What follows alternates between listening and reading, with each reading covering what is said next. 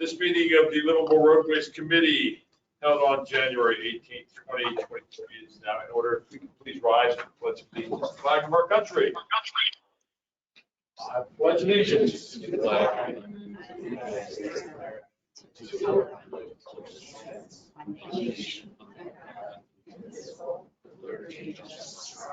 Thank you very much. Please be seated.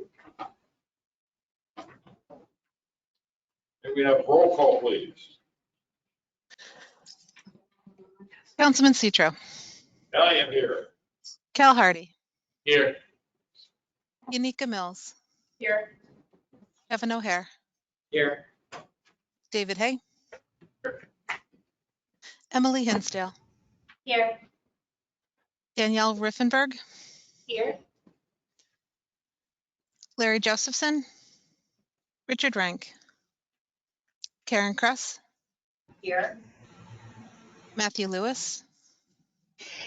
Ben Nisley. Jesus Peraza Garcia. Here. Jason Jackman. Here online. Ray Mensa. Sarah Hendricks. Anna Quinones. Here virtually. Gloria Belangia. Here virtually. Emma Duran. Una Johnson. Here. Catherine Coyle. She's still. Melissa Colazzo. Arizona Jenkins. Gus Ignis. Chair, we do have an in-person quorum. If you would call for a vote of consent for remote participation. May we have a consent vote? I want to entertain a motion for consent vote for remote participation. So moved. Second. We have a motion made by Ms. Kress, seconded by Mr. Hardy. Is there any further discussion? All in favor, say aye. Aye. Any objection? Thank you. Motion passes. I see a lot of new faces and representatives. So if we could take this moment to please, let's go around the room, introduce ourselves and what entity we are representing. Mr. Riffenberg? Riffenberg. Thank you. I'm Danielle Riffenberg. I'm a landscape architect too with the city of Tampa and Parks and Rec. My name is Una Johnson. I'm a landscape architect, private sector, working on public spaces. And representing. Representing the American Society of Landscape Architects. Right. I'm Megan Winchester, not Matt Lewis, but I am replacing Matt temporarily while we try to fill his position. I'm with the Hillsborough County Infrastructure, Community Infrastructure Planning. And she'll be the alternate to match replacement. Yes. I'm Karen Kress, and I'm representing the Tampa Downtown Partnership. Cal Hardy with the City of Tampa Transportation and Mobility Department. And nice to meet you in person. Emily Hinsdale. I think my role is community advocate. That's how you put it. David Hay, representing the Planning Commission. My name is Joseph Citro, and I am the chair of Tampa City Council, chair of this committee, and I'm glad to be here with all these wonderful, intelligent, caring people concerned about transportation.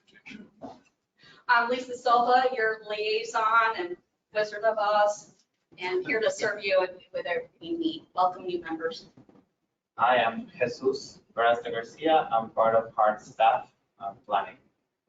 Hi, Yanika Mills. I'm the Hillsborough County City County Planning Commission, and I'm the Temple Terrace and Plant City liaison.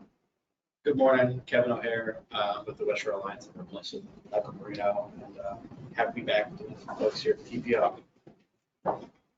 Great. And because we're doing this virtually and it's hybrid, new members, we really need you to project because these little microphones throughout record the meeting and make it possible for Gail to do our minutes. So you'll hear me project, and I'm asking you guys to do the same. Thank you. Thank you all for being here this morning. Do we have any public comments? So No, not today. get out of here. With the 400,000 transportation engineers we have in the city of Tampa, nobody wants to speak out. Okay. Thank you very much. We find the majority of them reserved for the policy or the board. Let's go on to our action items, if we could. And who do we have? Ms. Silva. Okay, Be discussing some of this today? first, if I could ask you to do the minutes. Oh, I do apologize, everyone. I want to enter a motion to accept our minutes as written from our last meeting. Second. We have a motion made by Ms. Karen Kress, seconded by Mr. Calvin Hardy. All in favor, say aye. Aye. Is there any opposed? Let the record reflect that the minutes have been accepted as written. Now, Ms. Silva. Okay, great. Okay, this is the time of year when I get to be mom and remind you of your committee duties and kind of bring some of the newbies on that. And we also do election of officers. So let me get the negative out of the way. We do, if you notice on the attendance sheet, if you attended and we recorded it inaccurately, please just shoot me and Gail email. We'll get that revised. But most of our members are in good standing or had some issues and then got replacements. So we had lack of hard participation, then they got some new staff. So now we're having great hard participation. So that's great. In an email this week, Sarah Hendricks let us know that the New North Tampa Alliance does not have a participation currently. So I requested the committee vacate that position so it doesn't sit there as an opening and count against quorum. And then the other thing is that American Institute of Architects hasn't been showing up and we've been getting some bounce back. So I will solicit a replacement for that organization. We have several professional organizations which we recruit for. So if not AIA, then Congress for New Urbanism. So I'll be reaching out to, because we do have a vacancy and those tend to be very popular, but those can be filled at any time. So thank you for attending. I want to remind you guys that we went old school today, but really Florida law requires we be old school all the time. We figured out a loophole by you having physical quorum at a reduced amount in the room that we can take action to allow remote participation, but it isn't a by right or something you should expect to do every meeting. It's, so far you guys have given me at least the minimum to attend, but I need you to be on top of that and not presume, please. And take a turn swapping off and being in person. So like Una communicates, she'll be out of the area. We can't count on her anymore, etc. So this will cause less breakdowns in the future where we can't take actions as committees. So, okay, Mom, lecture over. So if I could get you guys to take action to vacate the New North Tampa Alliance position. I will entertain a motion. So moved. That motion made by Mr. Hay, seconded by, I'll second. let's go with Ms. Johnson. Yes. Okay. Is there any discussion? Have they made any of the meetings this year? Yes, Sarah's been here frequently, but her funding fell through, so she's not any longer, and her alternate is not either. So, but by being vacant instead of stricken in the bylaws, if they reactivate and find a way or get funding restored so that Sarah's able to come, then they just come back, and it's all good. Okay, let's take a vote on the motion that is on the floor. All in favor, say aye. Aye. Is there any opposed? Record reflect that the motion is passed. Okay, and then Councilman Citro was reelected as our chair at the December meeting of the TPO. So currently David Hay is the vice chair. And our officer at large is Kathy Coyle. She communicated with me late last night that she had some medical issues and had to stay home. So she might be tuning in. I don't know if she's been ill, but she did express interest in reserving another year as officer at large if it's the committee's pleasure. So if there are nominations or a motion, I'll entertain them. I'd like to nominate Kathy Coyle for officer at large. Motion is made by Ms. Crest for Kathy Bell to be at large. Is there any other nominations? We have a second for Ms. Coyle, for Ms. Johnson. I also did verbally hear that Mr. Hay is interested in continuing to serve. If no one else wanted to give him a run for his money. Well, so let's take one motion at a time, if we can. Any other nominations for the at-large? All in favor of Ms. Coyle remaining at large, say aye. Aye. Is there any opposed? All right, let's take nominations for vice chair. I'd like to nominate David Hay as vice chair. Is there a second for that? Second. Is there any other nominations? Any other nominations? All in favor of David Hayes staying as vice chair, say aye. Aye. There better not be any opposition. Is there any opposition? Thank you very much, Mr. Hay. Are you willing to accept the Thank you very much. Thank you very, very, very much. Okay. That concludes our business for this year. Thank you. All right, I see Ms. Garcia in the back. I mean, Ms. Flores in the back. Please excuse me. Let's see it. You are going to be giving us an update on Hillsborough Safe Routes to School project.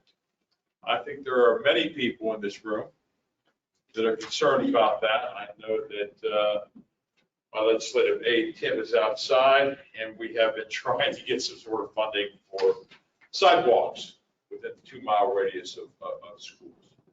This is actually a request from the committee, so we want to thank Abigail for coming and sharing this with us.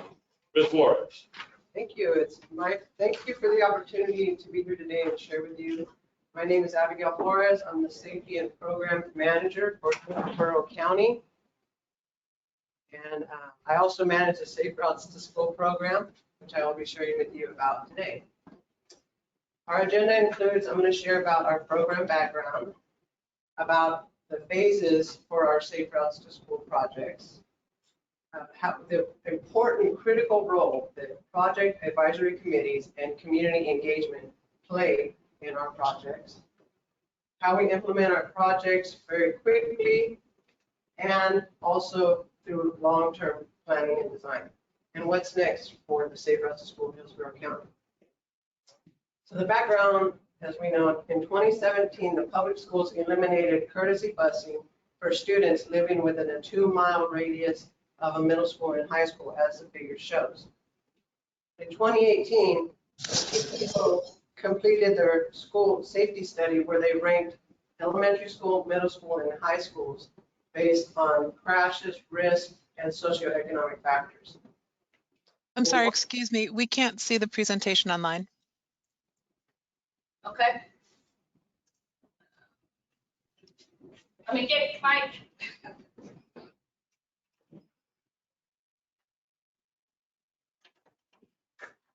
Miracle Baker's coming.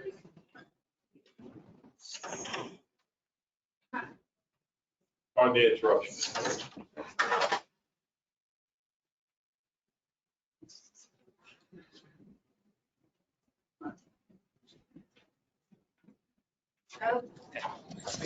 Thank you. We can see that. We can make the people taller. Touch this. There. You said touch the screen. You're good. All right. So as I was sharing that in 2021, the Hillsborough County started our Safe Routes to School program. We took the rankings that the TPO had done, and we selected those schools that are accessed through county roadways. We took those 135 plus schools and we grouped them together for our projects. The grouping of schools for our projects.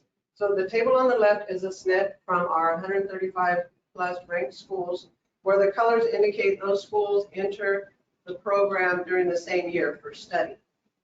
So our first 3 schools are Pierce, Alexander, and Lido.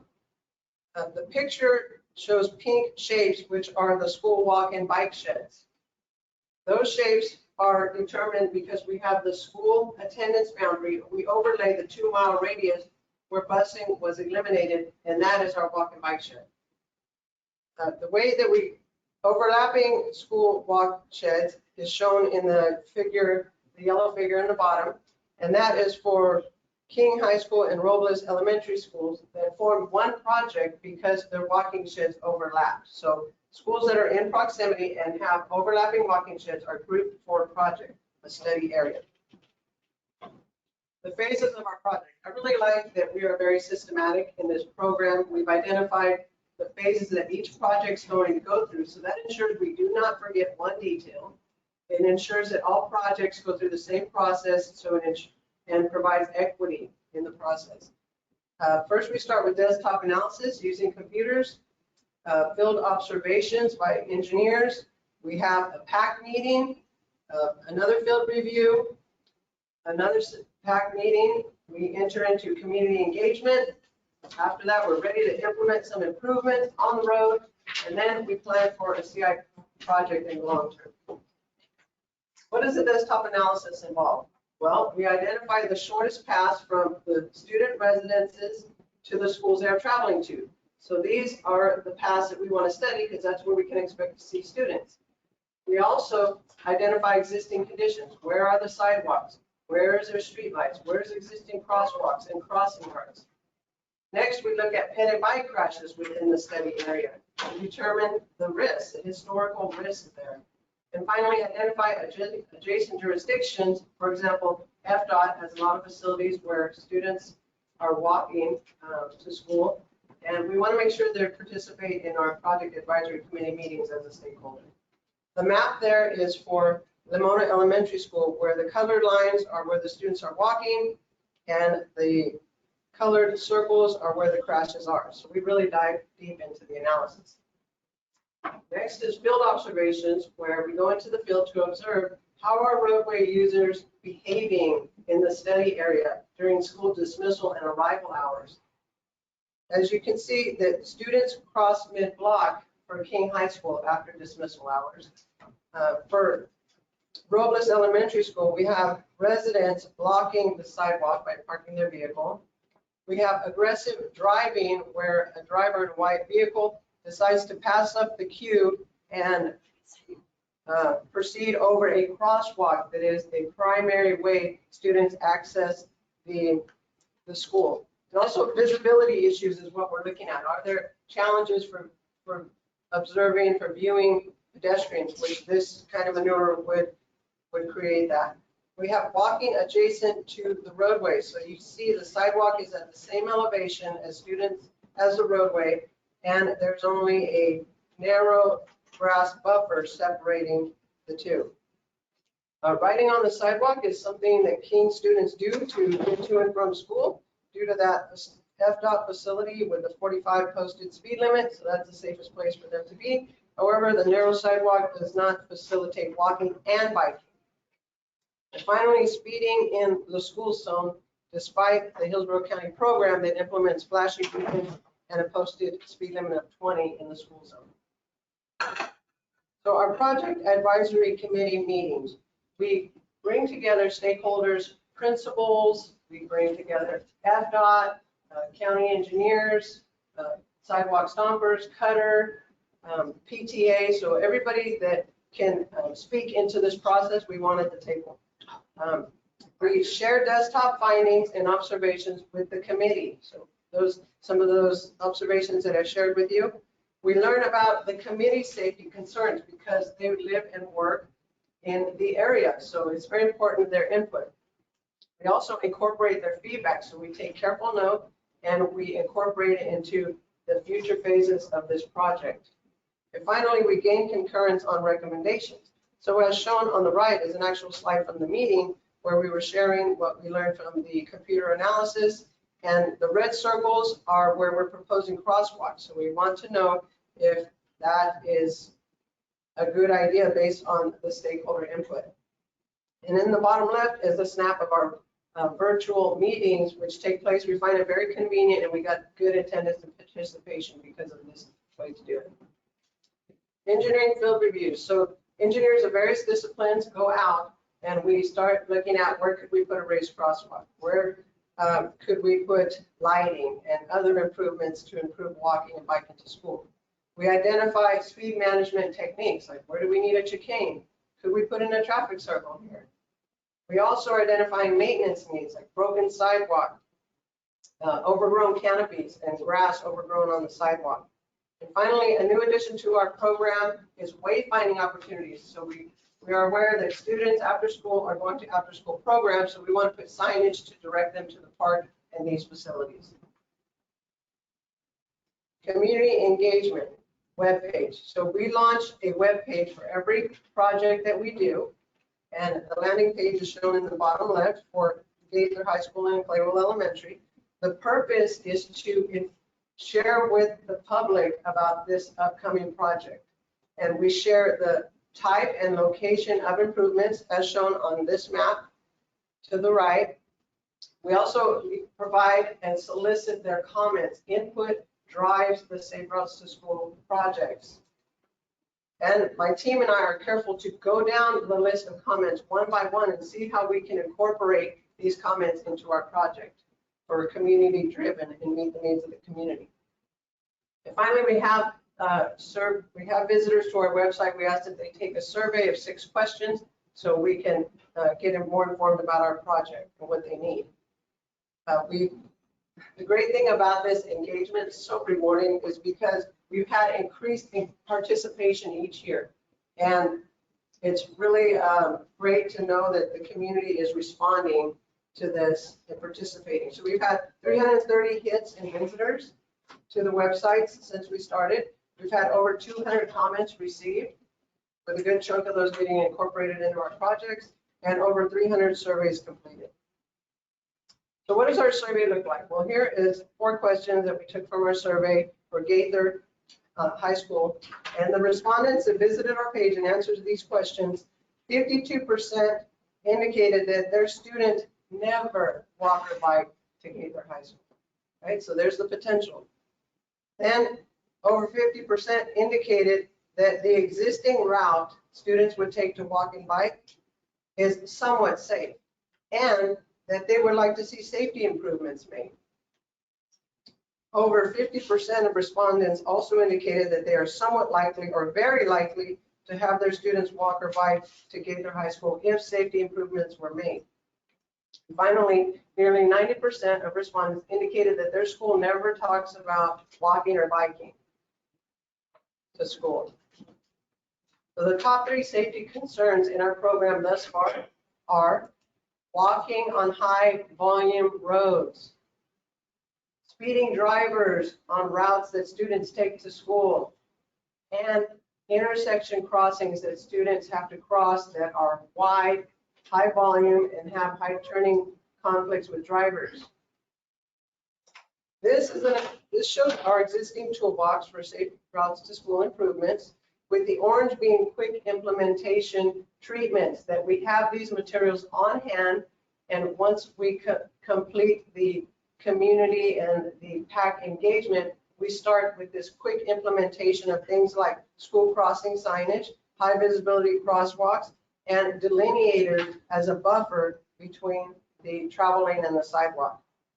After this quick implementation, we start planning for a CIP, a capital improvements project, and replacing things like the static signs with a rectangular flashing beacon and the at-grade crosswalk with raised crosswalk, for example. This is an example of our quick implementation project we've completed. So Lido, Pearson, Alexander, we installed marked high visibility crosswalks, stop bars, and school crossing signage. For Robles Elementary, we installed wayfinding to the park so students could navigate there after school. Object markers to prevent parents from parking on the grass shoulder and waiting for their students, because this causes a visibility issue. As you can see, there's a crosswalk there which students use. And bicycle signage is a new addition. We want to encourage walking and biking to school. So we're putting in facilities that let the drivers know, hey, you can expect bicyclists here. To date, 2021 to present, we've completed our quick implementation. So it's those materials that I shared with you, which we have on hand. We have been creating medians with the delineators. So you see the painted medians on the roadway, and we install medians there, delineators there, and it's a speed management technique to slow drivers on walking routes. We've constructed 20 bulb outs with delineators, and this affects to slow the drivers when they're turning across a crosswalk. Over 100 high visibility crosswalks since we started, over 100 school crossing signage, 3 miles of bicycle improvements, and nearly 1,000 feet of sidewalk buffer with delineators and wayfinding signage. So how does Safe Routes to School connect with our high injury road network? Well, as we know, the TP identified 50 roads on the high injury network in our region. Recently, Hillsborough County applied for a 25 million Safe Streets and Roads for All grant, which we expect to hear about this year. In that grant, it included 14 school projects that accessed the high injury network. So the map shows the yellow lines, that's the high injury network identified by the TPO. The blue dots are the schools that are accessing that network, right? Out of the 14 schools in our grant application that are accessing the high injury network, 9 schools are in underserved communities, which is the yellow shade on the map is the underserved communities. So what's next for our program? Well, we want to make it better. Each year it should get better and better outcomes for the public. And what we're going to do is include encouragement and education. As I shared, 90% of respondents indicated their schools don't even talk about walking bike. We want to change that. We want to change that with champions that are in this room, like sidewalk stompers and others that are doing this work.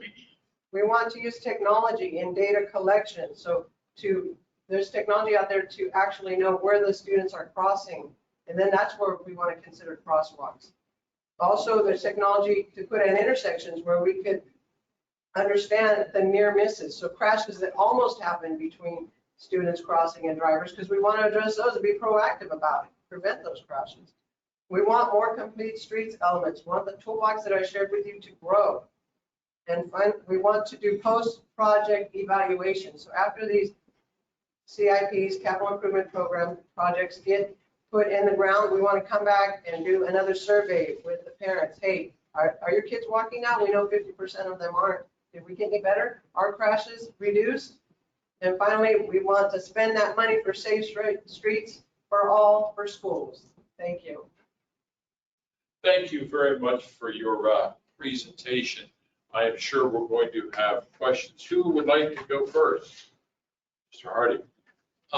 Great presentation. I just wanted to say it would be a good thing for us to maybe meet with you guys and just kind of share some of the things that we're looking at, because a lot of the quick build stuff that you have, we're trying out a few different things, including with the county on a county road, speed tables in front in advance of a crosswalk to kind of get a raised element without having the expense or difficulty or design of an actual raised crosswalk. And then just a few other things like left turning movements with there's speed bumps or whatever to allow for truck movements, because I know that's a big problem.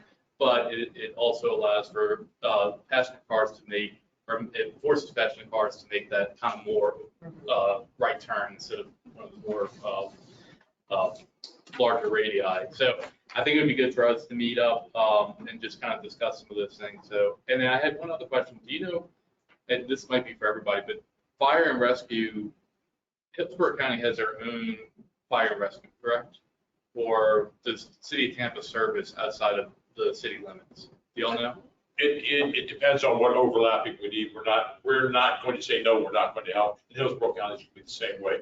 If there's overlapping needs, we will help one another. Okay, because we met with our fire chief and to go over speed tables and stuff like that, and they were on board for speed tables, speed cushions, things like that. So I didn't know if that was something that y'all have done also, but within the city limits, we're going to be installing those more on collector roads. That's a good point. Yes, I would love to collaborate. And we are installing our first chicane. So that's going in for Eagle Pearson and Alexander. And we are doing bulb outs at the intersection right now using delineators, but we will come back with concrete or mountable curbs like we saw that FDOT is starting to use on the turning curve radius. So yes. It's just. Thank you. Cal, right now, for the right turns that you mentioned, we're writing a design bulletin, follow the suggested, that suggested type of turn that's in the FDM. We're saying that's how we want all of our turns made. We have several projects that are in design that we're doing that.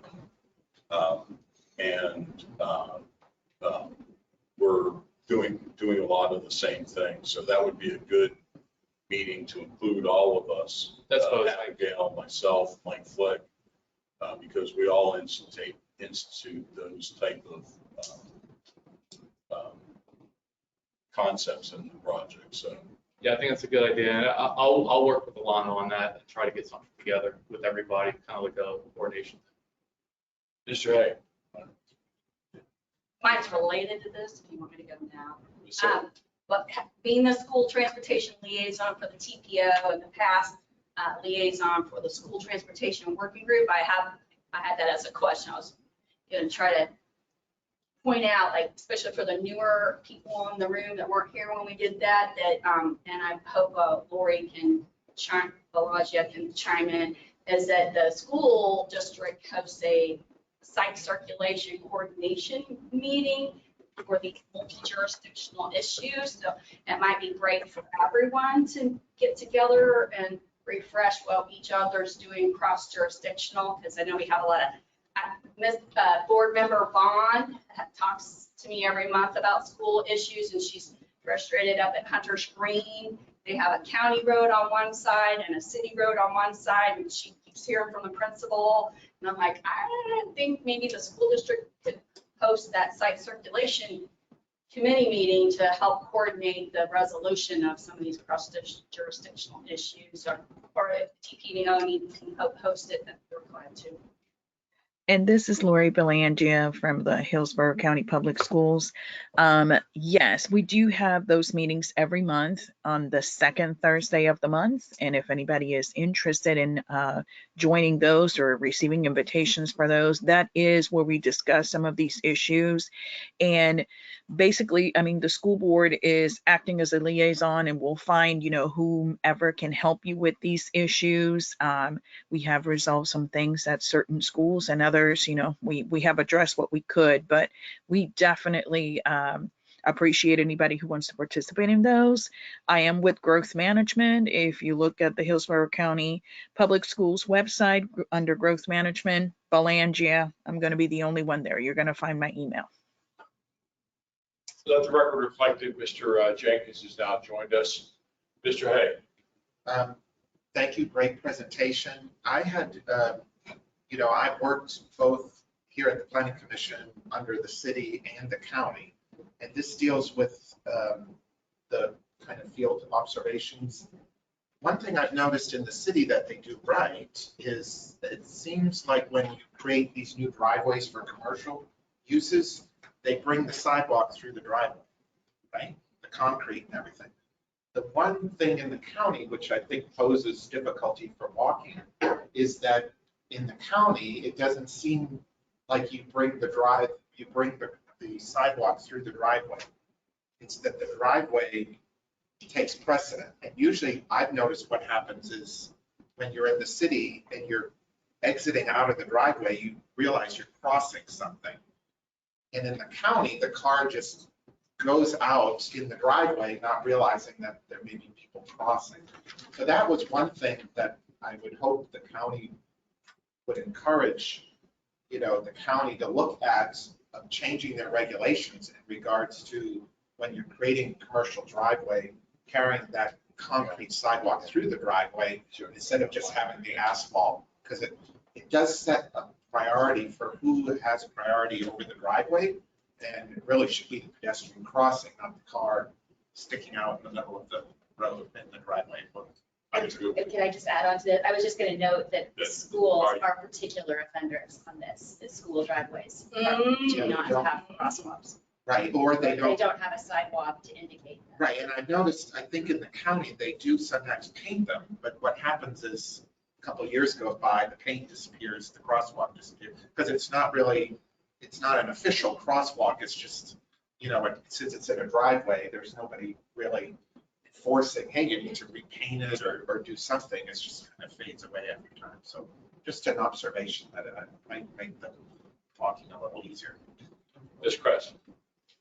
This is a great presentation. Thanks, Abigail. Just a couple maybe suggestions or observations. One is it's my non-engineering impression that those temporary signs that show what speed you're traveling are effective in a driver's awareness of speeding maybe through school zones. So if that's not a tool in your toolbox, the county can get their hands on those. I don't know if the police department has them or how you get those. Second, I know that you were at least peripherally aware that we had tried to do a pilot project where we were putting out counters for bicyclists and pedestrians. Still hoping that that gets some traction. I think you maybe were going to include that. So my understanding of the FDOT statewide program is they do have loaner counters that you can borrow. But you're kind of competing with the whole district. So Chris Fellerhoff was our lead on that. He might be able to help, or you can follow up with me. I'm curious if most of the schools already have bike racks. Do you happen to So know? the 9 schools that we've worked with, they do have limited bike racks, like 1 or 2. They're not most conveniently located, so Okay. we need to, we do share, our observations and get this information during the PAC meetings, and then we kind of try to coordinate a route, walking and bike improvements, improve that route that will lead to this bike racks, but ultimately it's how the school decides to keep their property, right? Yeah, well, maybe that message could get to the schools too, where they're placing their bike racks and then the style of bike rack. I know the city of Tampa is going through, I don't know if it's totally through yet, but there's an updated code on the style of bike rack. You see a lot of schools with those terrible wave racks you can't really walk properly to. So if you want to look to the city's new code for direction, I can send that to you. Okay, that'd be good. Thank you. Yeah, and then art, there's been a lot of kind of crosswalks in the classrooms and that sort of thing. I believe there was a Bloomberg report that came out a few years ago that demonstrated that, those kind of tactical urbanism art projects actually they are effective. So you just, beautifying, get the community involved. I know Emily has a lot of experience with that. And then last, I wondered if the county is actually putting budget dollars toward this every year, or maybe some advocacy is needed to remind the county commissioners that this is an important thing to be budgeting for each year. Yeah, we do have a limited budget for the program, like our other programs, but that's why the quick implementation is so great here, so we can get something in the ground. As soon as we finish the community engagement, we, get something in the ground. And so that's a win. And then we begin design on the capital improvements, like your shared use path, right? And like the chicane and speed management techniques, raised concrete medians. So, and those are quite more intense in design and spending and planning. So we may have to phase those in, like phase 1 of the capital improvement project is going to be X amount of millions, and then phase 2. But yeah, we do have budget, but we could always use more budget because we know a great need. Ms. Silva. Thank you. Okay, just some follow up on some of this. The school district staff, when we had the school transportation working group, we learned some resources for bike racks. So if schools are in need, we could probably get you in touch with some additional ones to expand that and encourage that program. I did hear a rumor that maybe community and infrastructure is going to pursue the first painted crosswalk, maybe with the Palm River. So that's encouraging. They've also heard that in their complete street guide, they're working up towards implementation and updating the manuals, which it does recognize that driveway apron sidewalk conflict. And I have a little bit of Vision Zero funding if anybody is really in need of some paint supplies or something to get some of these projects across. There's the possibility of that. So that's. Mr. Jenkins. On the schools, but anything of father, you left on anything, you go to do that maybe, there are 3 schools there. The traffic is unbelievable. You're trying to get the kids out of school, trying to pick them up, trying to get backed up all the way. And they almost, there's no bodyguards, there's no police there. We need to get somebody that they have with that. Any other, I'm sorry, Ms. Isdell? Yeah, Abigail, as I've told you before, I really love the way this project is structured and the way it works. I like how data-based it is, so there's not, it's not complaint-driven. It's based on what the need is, and so I love the work that you're doing on that. I was going to mention to you as a possible funding option, Karen referenced some of the painting. Funding is always limited for governments, but I think the city has done some interesting work in finding businesses or private groups to pay for some of that. And I would love to see that be something that you look at in the future, just as a way to extend the money. Raising my hand, if there are places that I can find grants, I can apply for them in places that perhaps you cannot, just for small projects. My larger comment was something that we had brought up here, and I find it particularly ironic that this is Kevin O'Hare's first meeting here today, and what we're talking about is a lot of places where we need different groups to work together. Abigail and her group are doing fantastic work on the county roads, but several of the schools that she's mentioned overlap with state roads like King and Gaither, and there's really not much that she can do to make Dale Mabry different. And then there's the overlap with the city roads, and I'm glad that Cal brought up that you guys can work together on some of those projects. That's wonderful.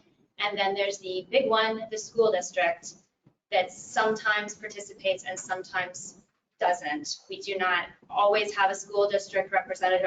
I'm glad that we have somebody here online today. That's not always the case.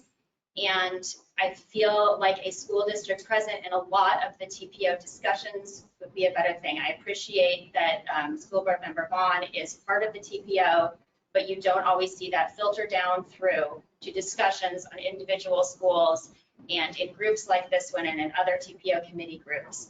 And I really feel like that is a gap. I think the school boundary study that is being done right now is a really good example of that.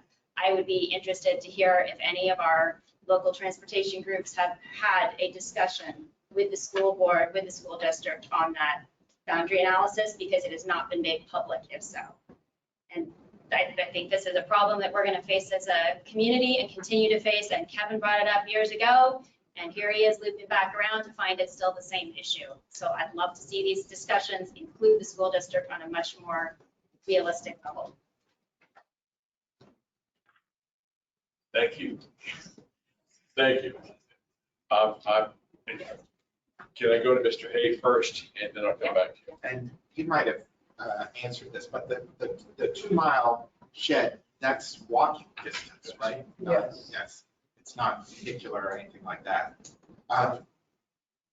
In my past experience with the county, I would really encourage the county to look at connectivity. That has always been a challenge in the county. Sometimes there are subdivisions in parts of the county that you actually, people are both at dead ends, and you have to go about 2 or 3 miles to just walk to your backyard neighbor. So really, and I think there's the last time I worked for the county, that really the connection thing is really up to it. At that time was more of a, does the other neighborhood want, even if they have a stub out, do they want it? If they don't want it, then the county usually would kind of back off. So we may need to really force more of these connections to get more of a grid, so that kids don't always have to drive and walk down to the main road, which is usually the high-speed traffic. They could filter through more neighborhood streets to get to the schools, so that would always encourage that. So This so. Okay, in response to the inquiry about the boundary analysis, of course, since I'm all school transportation, I've attended the webinar and I made it available to our executive director, and she's assigned it to all the land use and transportation appropriate staff for review to see if there's any formal comments that we need to provide. In the process, she got the school district to commit to presenting it at our February 13th Planning Commission meeting. So if the Planning Commission has any comments, she said she would share them. Ms. Bond said she would be interested if there's any Planning Commission TPO comments. We know that's after the public comment period is closed. Yeah.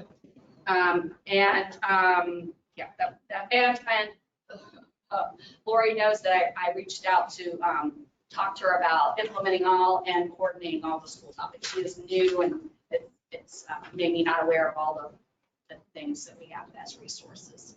So we're coordinating scheduling some get together time. Silva, do we have anything else? Yes. Do we have anyone online that would like to make any comments or ask any questions?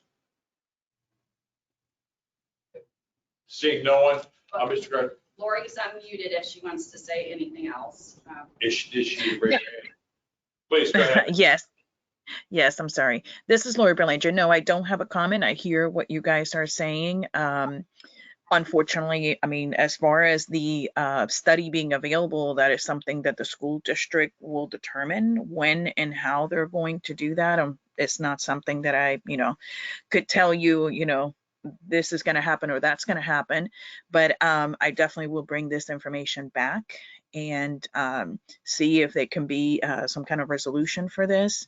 Also, I wanted to say there has been a lot of staff changes in our area in the planning and siting department. So this is maybe why some people have not been attending the meetings.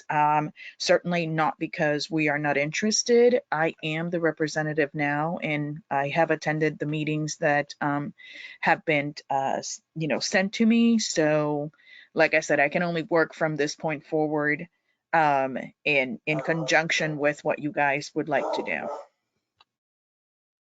Thank you, Ms. Silva. Okay, one last thing I forgot. Chris Farkas, high-level district staff did reach out. Ms. Vaughn has discussed the possibility of a school transportation workshop with the school board. And allegedly it is March 28th at 10 a.m. So I'll be working hard to make that a meaningful workshop in their partnership. Anyone else? Mr. Garcia. Hi, great presentation, Abigail. Thank you. Just two follow-ups of the coordination, county, city, everybody. I would like hard to have a seat at the table, even though, we're probably not the most important person at the table when it comes to schools, but it's good to be in the loop, especially as to like roadway improvements that are being made, and if there are stops nearby, how those could be, addressed. And the other, just a fun fact, David Hay mentioned the cul-de-sacs and connecting. I think UC Davis, that's like a college town in California, they did that. They are very I think they're like the #1 bike town in the country. And one of the things they did was to link their cul-de-sacs with I guess it would be multi-use trails or sidewalks. And yeah, thought that would be helpful. I love that you pointed out, yes, I want you to be part of the project advisory committee, especially for the high schools, because King High School students take the bus to school, right? And so we want to start seeing that need to provide access from the school to the bus stop. And so I'd like your input on that. Thank you. Anyone else with any comments or questions? I'd like to finish this off with my own. I represent the city. And as Mr. Hayes said, there is not ways where children can walk through neighborhoods, in some neighborhoods, on a sidewalk. And it's not just any particular neighborhood within the city of Tampa. We have all sorts of areas in the city of Tampa that have the drainage ditches aside, and the roads are way too small. So we have to figure out ways for sidewalks for children to walk safely to school. There is cause and effect. because because the state legislation told Hillsborough County they have to have students walk within that 2-mile radius. Now more and more parents are taking their children to school in their vehicles, which then ends up with a queue, which ends up blocking traffic, which ends up blocking entrances to businesses, which ends up blocking our roads. We are here talking about livable roadways. So if we can hopefully find a solution or a better way to solve one problem, hopefully we'll be able to solve other problems that exist with that. Ms. Flores, again, thank you very, very much for this presentation. Thank you all. Okay, do we have Ms. Sotomayor with us? Reminder that when we went in person only, she's ill and canceled for this month. We moved her to February. Okay, so then we're going to be talking about the multimodal level service report from Mr. McDonald. Good morning. Let's see if I can change this.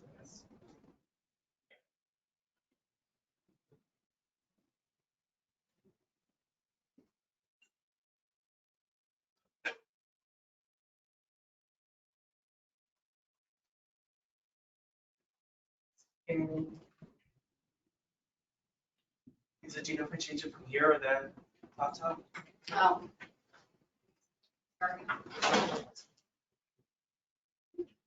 Should be ready.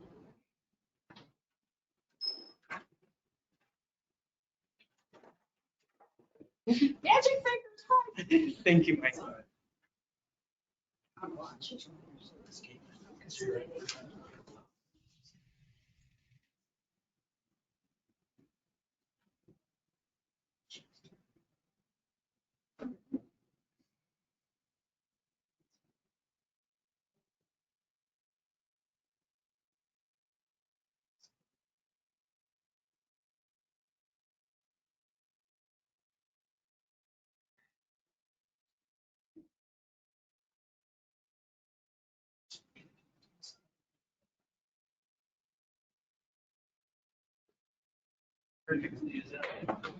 Thank you. All right, good morning again. Sorry about the issues. I'm Connor McDonald, TPO staff, here to present a status update on the 2022 multimodal level of service report. So the purpose of the report is to record and produce a comprehensive list of major roadways which are in the major roadway network of the TPO, which is defined by federal mandate, and their multimodal operating conditions. So a little more into that purpose. Externally, it can be used by local agencies to evaluate what standards set and comprehensive plan are achieved. It can also be used for reports for prioritizing projects within the agency. Internally, we use this by Hillsborough staff for comprehensive plan amendments, efficient transportation decision-making reviews, a state of the report. And, speak up just a little bit, please. Yeah, absolutely. Is the mic over here? In the room, it's hard, but then when the air's on to hear you, but Gail can hear you. Absolutely. So we also use this for several other reports as well. Some background, although many of you may be familiar, LOS was a concept developed for vehicles as a measure of inconvenience or delay. So as you see in the images, an LOS-A would be few cars on a several lane highway. LOS-F would be a pretty congested roadway. So then research explored new methods to quantify safety and comfort for bicyclists and pedestrians.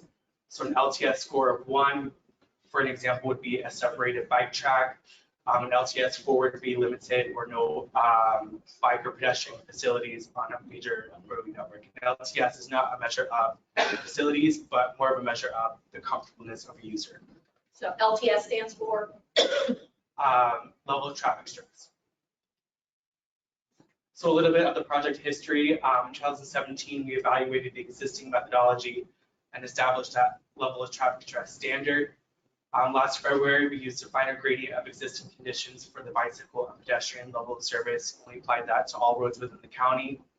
Last summer, we incorporated those two methodologies into our database and reviewed and updated the transit level of service calculation. And here today, we're presenting the report for roadways in the major roadway TPO network. So a brief overview of the contents of the report, this introduction explaining a little bit more of this information. And then we go into the level of service for state, our FDOT roads, THEA roads, county roads, Plant City roads, and Tampa roads. Temple Terrace is, you'll notice that it's not included, and that's because there are no Temple Terrace owned roads in the major TPO road. But there are state roads within Temple Terrace. In the appendices, we list the variables used, the definition of LOS and level of traffic stress, LTS. We cite the FDOT 2022 generalized tables, which are used in the methodology. We also provide a map of the roadway network by jurisdictional ownership. So some sources for vehicle LOS, pedestrian LOS, and transit. We did use the quality level service handbook from FDOT. For pedestrian and bicycle, we also incorporated our best practices research, which has been previously presented in previous years. We also used input from county staff about applicability to local conditions. In the transit level of service, we also use our best practices. Some variables used in the VLOS, PLOS, and TLOS. Just a quick overview here. Again, VLOS and PLOS are used as a comfort level, so vehicle volumes, speed of vehicles, width of an outside lane, and then you'll notice that transit level of service is more of the availability of transit. So the number of buses, the transit vehicles per hour, and the span of the transit service. So just an example of the contents would be City of Tampa roads. As you'll see, our variables listed here, the lane type, speed, local functional class, and then on the right side of the table, you'll see those different local service variables. So more into how this can be used. As an example, the Hillsborough County Comprehensive Plan, and this is not yet adopted, the capital improvements element, but the standard, if adopted, would be D for arterials. For pedestrian and bicycle, it would relate to context class, and transit level of service would be coordinated with part, but essentially higher transit level of service is associated with higher context class population. And also note here, the mobility level of service standards are target and not regulatory. Then they can also be used to evaluate infrastructure to identify areas for improvement or development review or design of projects on roads. So the final report is available at hillsborough.org/level-service report. That concludes my presentation. I'll take any comments or questions. Thank you for your presentation. Comments, questions? Ms. Kress. Thank you. This has been a long time coming. Can you help clarify what the path is for this information to be used in the decision making about the prioritization of projects? Yeah, absolutely. So like by other agencies, it would be up to that agency, of course, but it can be used to determine, like, of course, with LOS, the goal is not always A, but if an LOS is F, then that can be used to prioritize a higher project. But internally, we haven't implemented this in a tip, but yep, that's something we can evaluate. Does that answer? So is that coming? Do you see this information kind of being incorporated into how projects are funded? How, which ones are chosen and which ones aren't? Right, and hopefully that would be the implementation.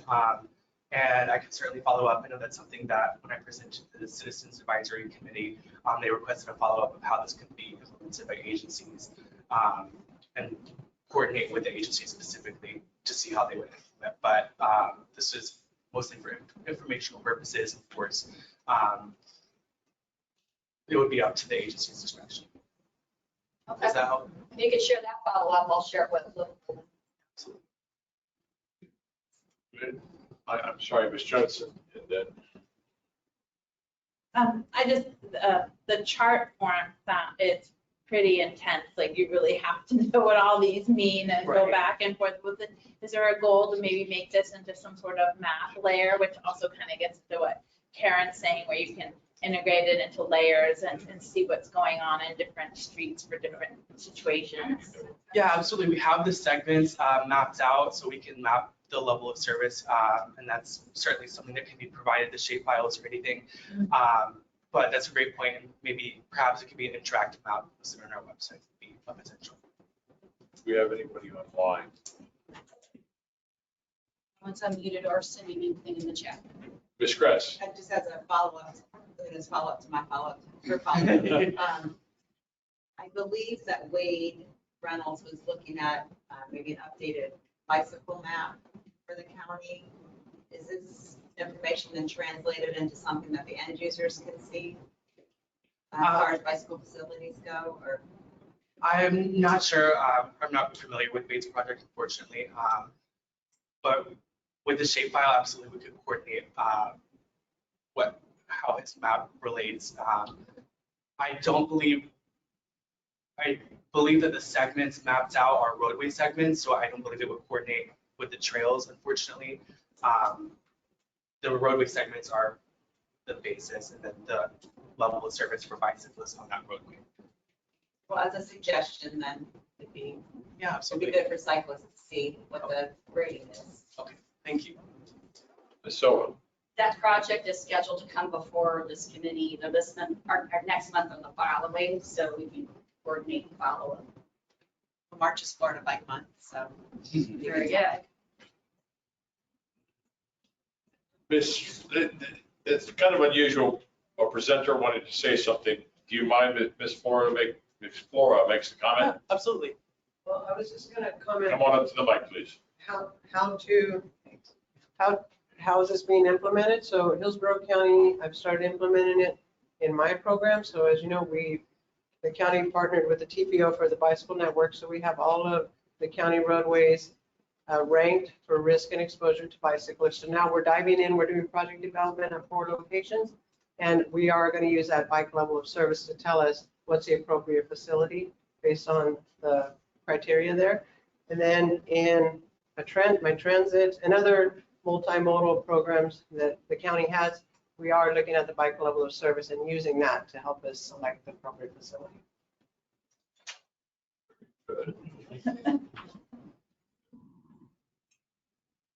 Anyone else? Thank you. Yeah, absolutely, thank you. Ms. Silva, anything else we want to cover today? Need to cover? Should cover? I will point out that the state of the system report, which some of the results of all the, and companion to it, Connor presented today, I didn't do as a separate report because you've had it before, so I just put the link in here if anybody wants to go see how it's happening. I guess I could enter new business, let you know that our executive director, Beth Alden, is retired and announced November 3rd as her retirement date. The policy committee will be used to explore the process to seek her replacement. So that's scheduled, the first discussion on that is scheduled for the February meeting. But that's all I have. Ms. Hardy? If y'all have a chance to go check out Cass Street Bridge, the cycle track did a quick build and it's open to bike traffic right now. But there will be, I'm not sure if the delineators are in yet, but we'll be adding delineators soon as well. So, but anyway, we've been working on that for about a week now, construction, but it should be done soon. Yeah, right. Yeah, it's the gap that was between Poe Garage entrance and North Boulevard. So now it's completely filled in. Congratulations. Guys, pronounce your last name for us, please. Ignis. Let's say this. Ignis is present for our meeting. He came in just a little later. Anybody else want to bring anything? Old business, new business, comment? Ms. Silva. Jason Jackman has an announcement. You want to meet yourself and Yes, hi, everyone. Next Thursday, the Florida LTAP will have their final Safe Routes to School presentation on liability. Jay Steele Olmsted will be presenting. It'll be very interesting, and if you can attend, we'll provide the link for you to register. So very excited about this final Safe Routes to School presentation. We're working with the Florida Department of Transportation. I could attest, he's very knowledgeable. I already signed up. Lisa, you might just go ahead in that. Okay. Anyone else? Without objection, we're adjourned. Adjourned. Thank you. I love internet.